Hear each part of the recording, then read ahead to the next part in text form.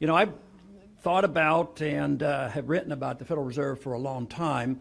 I became fascinated with the monetary issue in the 1960s, having come across the Austrian economists, and especially Hayek and Mises. And I was very impressed with August 15th, 1971, because the predictions made in the 60s came about. Matter of fact, Henry Hazlitt made that prediction in 1944 when they set up Bretton Woods. He said it wouldn't work and it would fall apart, and it did. So that was a strong confirmation. But even after all these years of studying and reading and trying to figure out the system, I have come to a very fair and balanced approach to the Federal Reserve. I think there's no doubt that the Federal Reserve is immoral, it's unconstitutional, and it's a disaster, and we don't need it. So with that approach, I have worked hard in the Congress as well, being on the Financial Services, or the Banking Committee at one time it was called. And from the very first day of being in Congress, I have always been on that committee, and now have the position of being the committee subcommittee chairman for domestic monetary policy. I've always worked on the assumption that the the system that replaced the Bretton Woods system in 1971 would not be a good system. It would be much worse. It has been rather impressive that it's lasted this long, but I think the handwriting's on the wall. I think that's what we're facing today, that the dollar reserve standard, which the world has embraced for 40 years, has come to an end. I don't think there's any admission to this yet, and they believe they can patch it up, but I believe it has ended, and that the standard, the dollar reserve standard, has ushered in probably the world's biggest financial bubble in all of history, and yet they've still been able to patch it up and keep it together. But it seems to me like the total weight of the world financial system relies on a trust, which is a false trust from my viewpoint, in the dollar, that the dollar will be able to rescue everybody and anybody, whether it's our own treasury, whether it's our state finances, whether it's our cities and towns and around the world, and all the banks and all the corporations.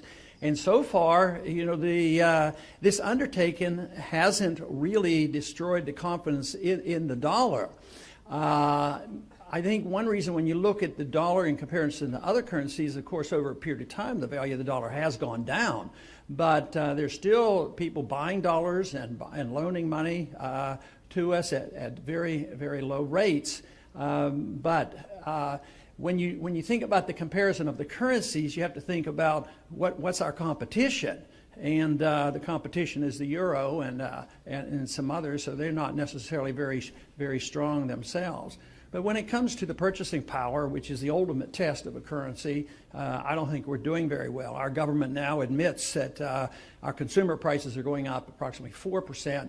But if you use the old CPI, they're going up more like 8 or 9%. And if you compare cost of living increases for certain individuals versus others, it's much more painful. So if you're on Social Security, and this year they get a CPI increase, but a couple of years they did not, their standard of living has gone down, and it's been much worse for them. So if their cost of living is going down, going up, and their standard of living is going down, this is a reflection of the value of the dollar. But the Federal Reserve is an institution that was created by the Congress, and Congress has been totally derelict in their duties as far as oversight of the Federal Reserve. And I've argued this case along with many liberal Democrats over the years. Back there were some populists like Patman and Gonzalez from Texas, as well as even Henry Royce thought that there should be more supervision of the Federal Reserve. Their conclusions were different than mine, because they didn't particularly argue for constitutional money and commodity money, but they argued that the Congress should have more authority, that the Fed shouldn't act in secrecy, and yet for 100 years they've essentially been able to act on their own. But I'm convinced that in these last few years we have made tremendous progress. Essentially since the collapse of the financial markets in '08, we've gotten a lot more attention to the Fed. Last year we had a partial audit passed into Congress. We're getting more information. Lawsuits have helped us get more information. And this to me is very beneficial. The audit bill was supported approximately a third of the Democrats, and every single Republican signed on to the audit bill. So there's a little bit of effort. But on the Hill, I would say that there's not a whole lot of enthusiasm for what I've been talking about, and there's a lot of political grandstanding, and you get some benefits. But where I get more enthusiastic is what's happening in the country, the attention of the people, and especially the young people I talk to on the college campuses. They think this is a big issue, and they relate it to too much spending. So I find this very encouraging. As a matter of fact, the first time I came across the enthusiasm on a college campus was in '07. I was speaking at the University of Michigan's on the college campus there, right after we had a debate in Michigan on financial affairs in last go-around. And it was there that some of the young students started shouting out, "End the Fed, end the Fed." They pulled out Federal Reserve notes and started burning Federal Reserve notes. I said, the revolution is arriving. There's something very interesting going on. And we literally can get thousands of people out. The other day we had 3,000 people out on a college campus, and they know and understand and care about the Federal Reserve System. And I think that's what has to happen, and then there will be eventually changes in Congress. But the reason I believe that there's just tremendous resistance of the special interests is I call the Federal Reserve a facilitator. It really facilitates big government. It facilitates the desires of politicians. And there is a gentleman's agreement between the two parties. Since the two parties, there's not much difference. Their rhetoric is different, and sometimes one will emphasize overseas military spending. The other one wants to emphasize endless entitlement. So they more or less have been very complimentary, and they go along with it. And deficits don't matter. We have too many conservatives over the years that claim they were fiscal conservatives, but then they'd also say, well, deficits really don't matter. All we have to do is tinker with the tax code. It'll generate more revenues, and it'll solve all our problems. But deficits do matter, and they're mattering a whole lot right now because this whole idea of central banking has been the instigator, has facilitated the spending, and has papered over the debt. And this illusion and trust in paper and our dollar, it has been a great temporary benefit to us, but on long term it's very, very detrimental. Because the biggest thing that I think we face in the world today financially is this huge debt that the world is suffering from. And I believe debt is the big problem. And it's not a lack of revenues from the government. So if we ever got serious about this, we have to cut spending. And that's where the resistance is. I don't think there's any serious talk on the Hill. I don't think a super committee is anywhere close.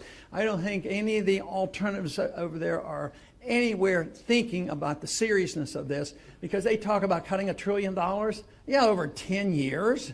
The only thing that counts is next year, the next year's budget. What are you going to do? So I have a modest suggestion. And my position is that if we were serious about this and we were concerned and thought we had to do something about it, the Congress should cut $1 trillion in the first year. I think that would be a pretty good starter. And get back to living within our means. But we also have to address the subject of the inflation. Today, the big talk about on the campaign trail and around the country and on the Hill is the unemployment problem. People want jobs, and they say 9% unemployment, 9% unemployment. And the people in the country feel a lot worse than 9% unemployment. That's serious.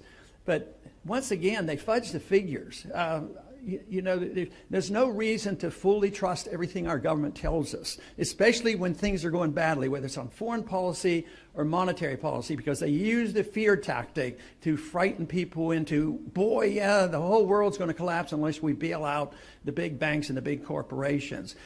Yes, if we don't invade Iraq, there's going to be a Holocaust and they're going to attack us and drop bombs on us. And that is endless, the endless fear-mongering to scare the people in the Congress into spending money. Now, if you didn't have a Federal Reserve, it would come to a halt. It wouldn't happen. If you weren't able to monetize debt, you weren't always to have this backstop in saying, well, if you haven't taxed enough and you can't borrow anymore, what would happen if you couldn't monetize debt? Interest rates would go up. And the Congress would say, hey, we have to watch it. We're taking too much out of the economy.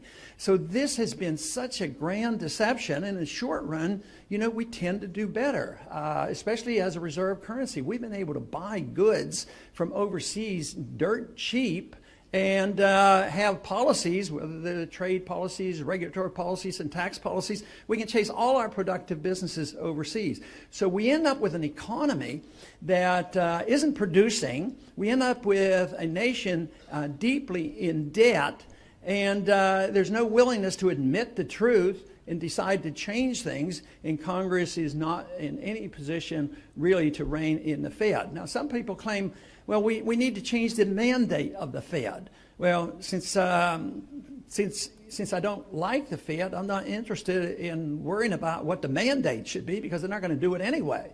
I mean, their mandate is that they're supposed to have full employment. They're failing there. They're supposed to have stable prices. They're failing there. So why do we have any trust whatsoever in what they do? And besides, deep down in their hearts, their goal is to accomplish liquidation of debt because the debt is too big. They know that. We know that. But they don't want to default and just not be able to pay the interest rates. They're not going to do that. Governments of our size and with debt of this size, the default always comes. The market is demanding a default. The market wants deflation. The market insists on that. Politicians and the Federal Reserve say, no, we have to inflate. But they do recognize that you have to liquidate the debt and, of course, the malinvestment as well. But their goal is to liquidate debt with inflation. And that's not too hard to understand, that if they can get a 50% inflation rate in a year or two, that takes our $15 trillion debt and cuts it in half. And that is their goal. And they're pretty upfront about this. Paul Krugman happens to be have views quite different than mine. On occasion now, will mention my name in his articles, but he says Ron Paul has it absolutely wrong. He worries about inflating the money supply, increasing the money supply as being inflationary. He says that can't happen. Not in a weak economy, not when you're in recession. It won't cause prices to go up. Well, it seems to me like he doesn't remember much of history, even our own history, of the 1970s. They came up and the Keynesians were dumbfounded. And they say, what's going on here? This is not supposed to happen. Oh, I guess we'll call this stagflation. Well, how about inflationary depressions? That's happened quite a few times. And why he would think that it's totally immune here, I'm not quite sure. But Bernanke, though, has given us an indication of his explanation of why we have the problem. So this is the reason we shouldn't worry too much, because I'm very pleased that he has to hold press conferences. That means he's on the defensive right now, and I'm very pleased with that. But on the last one, when they were pressing him a little bit about why aren't you having more success, in his explanation, he's been unlucky. So it's boiled down to being whether you're lucky or not. Well, I don't think it's bad luck. I think it's bad policy. I think he's dealing with a system that is not viable. All it is, it's a deception. It's sort of like a drug. You get some benefits and you keep using it. Run up debt, run up inflation, monetize the debt, make a bigger bubble. But just like a drug addiction, the drug addict feels better when he keeps getting drug. An alcoholic feels better. But if you don't do something about it, you kill the patient. And right now, the patient is very, very big, and that's the worldwide economy.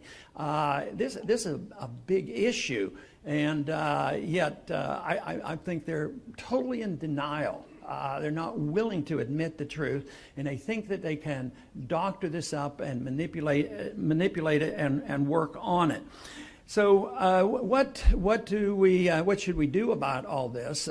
Well, my big picture of what we should do is bigger than just the Federal Reserve. Is that we as a people ought to ask the question, what should the role of government be?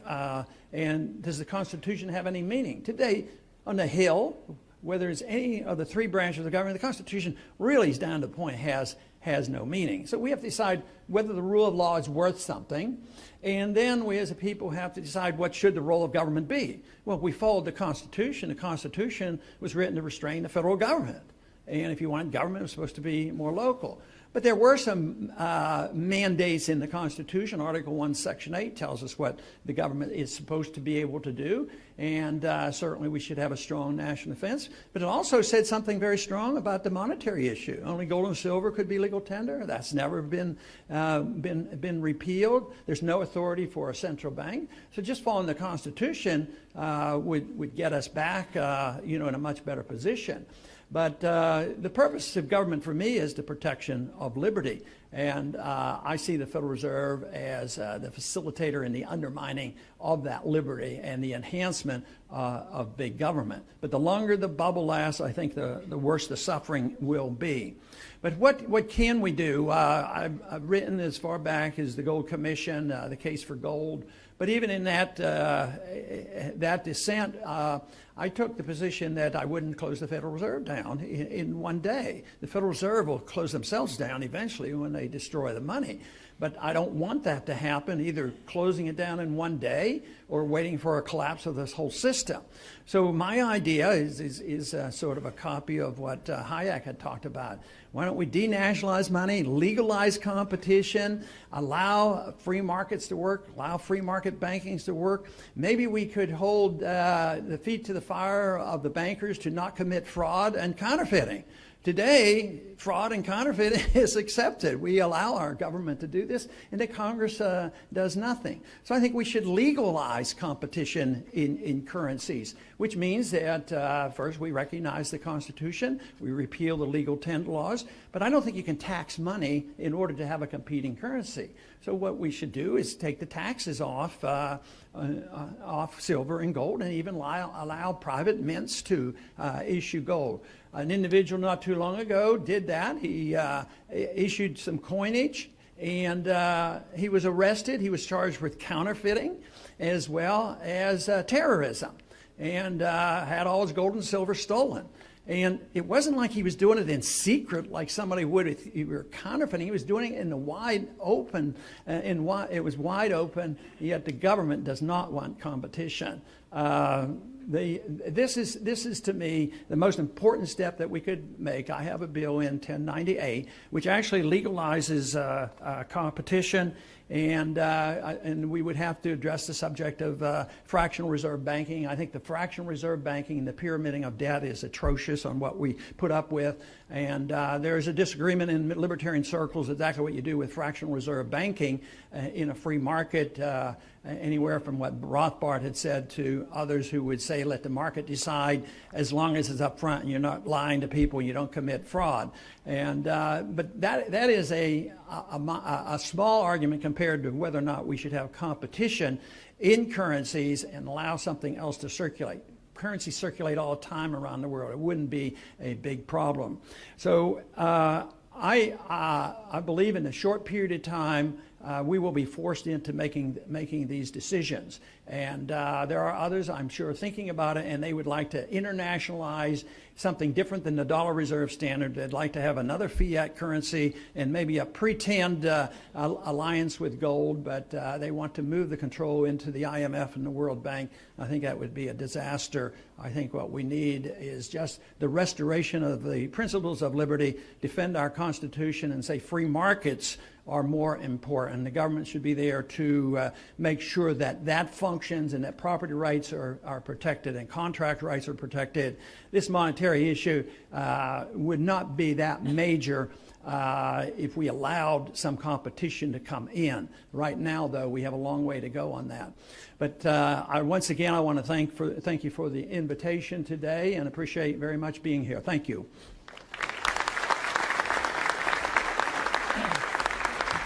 Thank you for your I'm gonna let Congressman Paul actually handle the questions. That's what the president does during the press conferences. So I think Ron Paul can do that.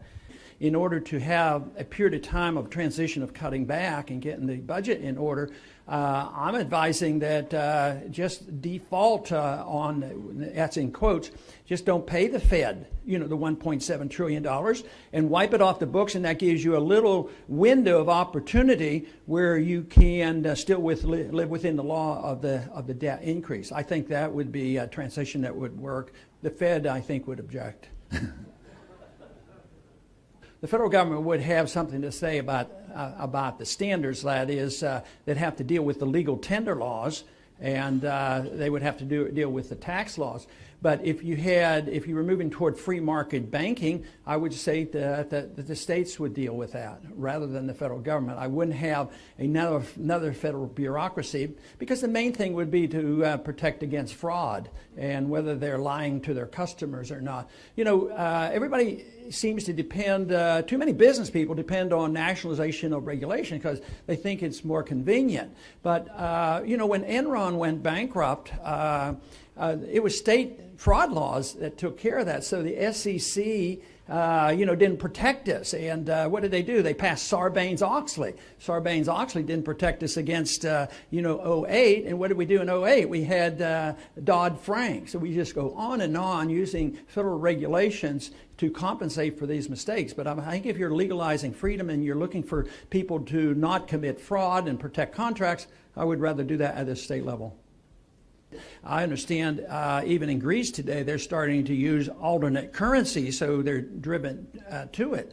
So I think that would be fine. But of course, the ideal world would be for all governments to endorse the fact and provide it internationally, because you wouldn't have competing devaluations of currencies that lead to trade wars. That's where our problem is today. I mean, just think of the squabbles that we're having now with China. China is making their currency too weak. Well, what about us? Don't you think we manipulate our currency? So, it'd be better to have it, more or less agreed upon by all the countries. But I think a major first step to prove that it would work, I would still argue the case for legalizing it domestically and see what happens. They're talking about this in Mexico right now, that they can have a parallel silver standard. So I think the market would determine that. If nobody wanted to use it, then we wouldn't have to bother with it.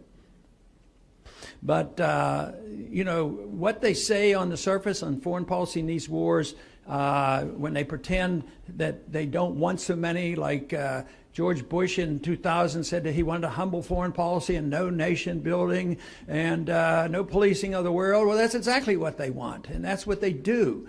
So they would change it. I think McCain would win that vote, and that's why it's going to fall apart, and that's why they're not going to cut spending. They're going to keep doing this, and they're going to keep printing money. And the litmus test will be, how long will they take our money? And I think the world is engulfed with a bond bubble and a dollar bubble so huge that once they start moving out of the dollar into real assets, like they move out of currencies in Greece and Italy, their bonds, I think it's going to be catastrophic in size. But no, I have and even if those cuts went into effect, I consider them puny. They're not all this year. They're over a 10-year period. So they're in total denial. They're not being honest with themselves, and they're not being honest with the American people. But I think the American people know there's a big trouble. Some of the people out there demonstrating now are scared to death because they're on the receiving end of the welfare, and they're worried about it. And the other half are sick and tired of paying for it, and the politicians are still, fiddling, while the country burns. So I would think that they'll continue to do it, and I think the sentiment is so strong. All you have to do is look at some of these debates, where they think their political pluses are on, and that is to be the most militant possible. So I'm afraid McCain would win the vote. And the Austrian explanation of what happens to a society when you debase a currency is you wipe out the middle class. When you have sound money and markets and a maximum of freedom, that's where the middle class comes from. But so the evidence is there that it's a lot further along than anybody wants to admit, because the middle class is getting wiped out. So here we have a system designed, you know, and I don't challenge their intent, because I think there's a lot of good intentions on the left who thought, well, you know, wouldn't it be nice for everybody to have a house? And if they don't qualify, we'll make them qualify. We'll make banks give loans. And we have the Fed to accommodate, so we'll have perpetual housing for everybody. So they do that, and then there's a little bit of activity in the mortgage markets and the banks and the credit default swaps, and it sort of gets out of control, and the bankruptcy comes. But then the fear comes about, and well, you know, it'll be terrible. They're all going to fail, and the end of the world will come. So therefore, we have to prevent the depression. So we bail out all the big guys, and what happens? They benefit by it, and they've been benefiting all along. And who got stuck? The middle class. They lost their jobs and they lost their houses. But I think it's characteristic of the destruction of a currency. It's characteristic of who controls things at the Federal Reserve and who controls things, you know, in Congress. It's bailing out the rich. But basically, whether it's quantitative easing or just the creation of credit, the people who get the money first get the best deal. The banks and the big corporations and the military-industrial complex and the politicians. And then as it circulates, what do the people get? They get the higher prices, and that's a tax, and they suffer the most. And people, that part of it is less understood by the people. They know there's something wrong, but it's crucial because, you know, those who are complaining on Wall Street right now have some justified complaints. You know, why did the big guys get bailed out? Why did they get all these benefits? At the same time, they lump it together and say anybody who's ever been productive and made some money have to be put in the same category.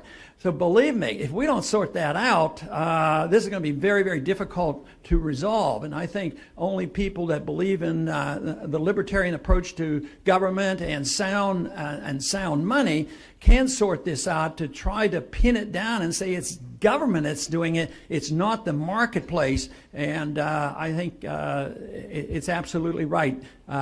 These quantitative easings are helpful to special groups and are very unhelpful, even though on the surface it was designed to help the average person. I do not think it helps at all. They're the ones who suffer.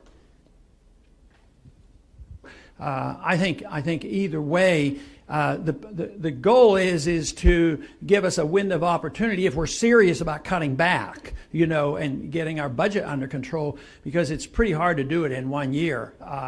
And then I wouldn't want to support raising the debt limit. So my goal mainly there was to remove that from the books and remove it from our debt to the Federal Reserve, because it's not a real debt. Like you said, they just create this money out of thin air. And why should we feel this obligation to go through this ritual of taxing the people more money or inflating the money to pay the interest, and then they run their illegal operation in secret, and then they pass a few bucks back to the Treasury. So I think it has to end. But it is a real challenge to the whole system. The Fed would get hysterical if they ever thought we were going to do it.